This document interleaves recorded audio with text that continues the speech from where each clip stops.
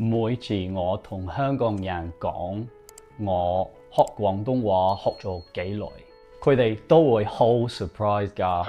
通常都會話：哇，你好叻！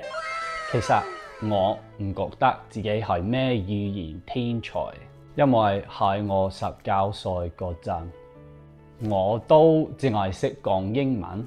我由小學同中學一路都有學法文，結果都係好唔掂。咁點解我可以用2年時間學到一啲都 OK 嘅廣東話呢？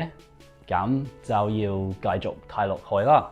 Hello， 我係 Calvin， 我喺香港住咗2年幾啦，學廣東話學咗大概4年。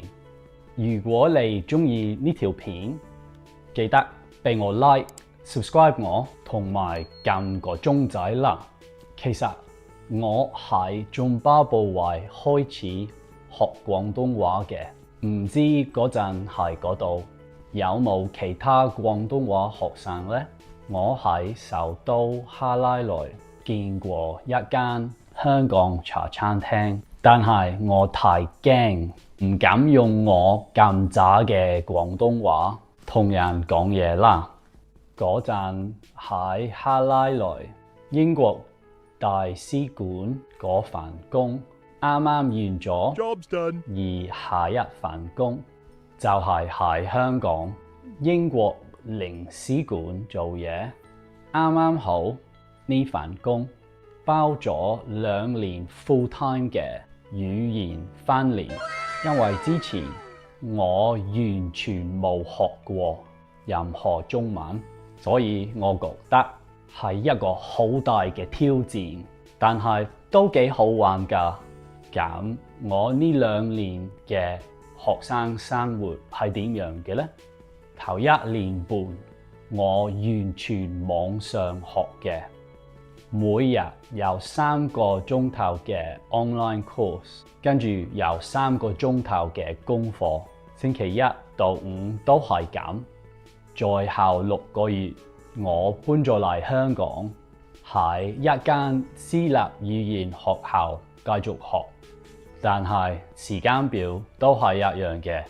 總共我上咗大概1200個鐘嘅堂，再加埋差唔多1200個鐘嘅自學時間，即係一共用咗2400個鐘開學廣東話。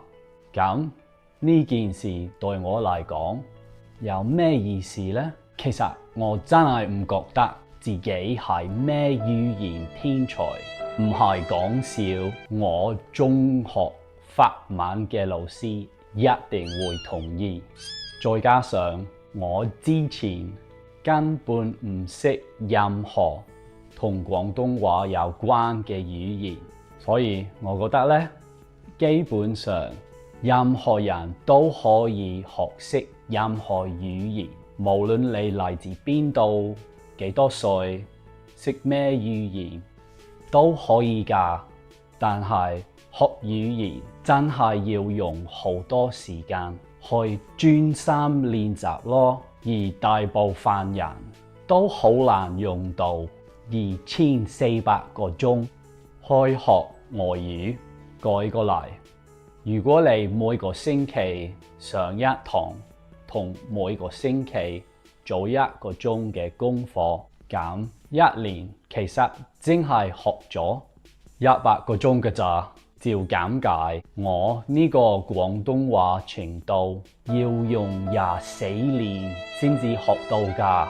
呢個係我學廣東話嘅濃縮經歷，但係其實仲有好多嘢可以講㗎。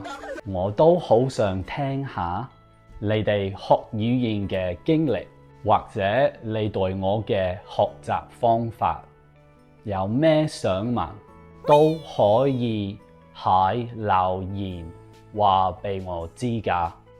呢個係我嘅 channel 嘅第一條片。如果你鍾意呢條片嘅話，記得俾我 like、subscribe 我，同埋撳個鐘仔啦。下次再見啦！